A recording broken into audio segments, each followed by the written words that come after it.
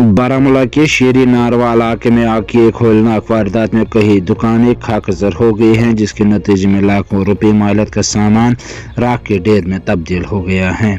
Fire end emergency service, police और मकामी लोग आग को काबू में लाने के लिए मसरूफ। देखिए बारामूला से ब्यूरो रिपोर्ट।